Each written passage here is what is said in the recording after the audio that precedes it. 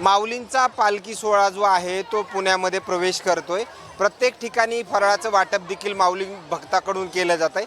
मात्र हे ज्या दिशेने माऊलींची ही पालखी मार्गक्रमण करते, मात्र त्या दरम्यान भक्त किती वेळ थांबलेले असतात दर्शनासाठी माऊलींचे, हे जाणून घेण्याचा प्रयत्न करू। तुम्ही दिंडीमध्ये आहेत का इथं थांबलेले आहेत? दिंडीमध्ये आहेत। थोडंसं तुमच्यासाठी काय या वर्षीचं काय वेगळे दिसते दिंडी? या वर्षीचं वेगळंपण म्हणजे खरं तर ह्या वर्षी दिंडी निघायच्या आधी, पालखी निघायच्या आधी 2 दिवस खूप पाऊस चालू होता आणि माऊलींच्या कृपेने हा पाऊस अचानकच बंद झाला आणि माऊलींच्या पालखीला वाट मिळाली।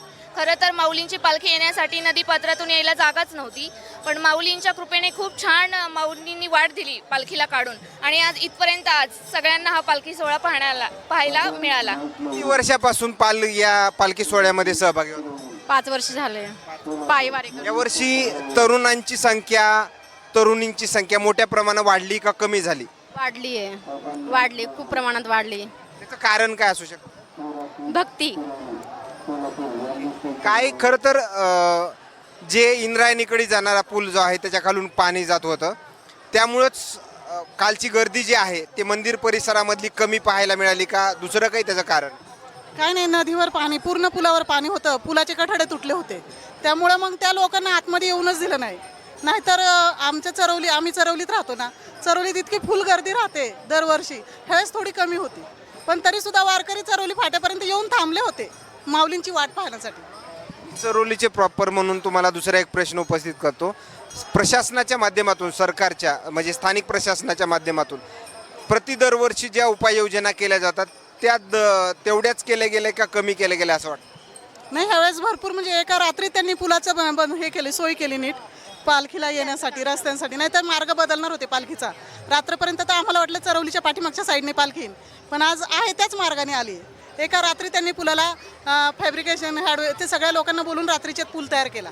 त्याचा कुठेतरी भक्त म्हणून आनंद आहे। हां, ओके, धन्यवाद। या ठिकाणी आणखीन देखील वारकरी आहेत। दादा, किती वेळ झालं माऊलींच्या दर्शनासाठी तुम्ही इथे थांबलात? जवळजवळ 2 वाजल्यापासून इथे थांबलेलो आहोत आणि अतिशय सुंदर असा हा देखावा पाहून मन प्रसन्न झालं। आजच पाऊस पूर्णपणे उघडलेला आहे, ही माऊलींची कृपा आहे आणि असाच हा सोहळा पुढे अधिक वाढत जाणार आहे। किती वर्षांना म्हणजे दर्शन घेतात असं पालखी सोहळ्यात? पालखी सोहळ्यात आम्ही पहिल्यांदाच खरं घेतोय दर्शन। एवढं तुम्ही मी पुण्यामध्ये असतो, जवळजवळ 3 वर्ष सतत दर्शनाला येतोय मी। यावर्षी काय वेगळं दिसतंय तुम्हाला? यावर्षी कालपर्यंत पाऊस सुरू होता, दर्शन होतंय की नाही अशी शंका होती, परंतु आज पहाटेपासून पाऊस उघडला आणि सर्वांनाच एक वेगळा माहोल इथं दिसतोय।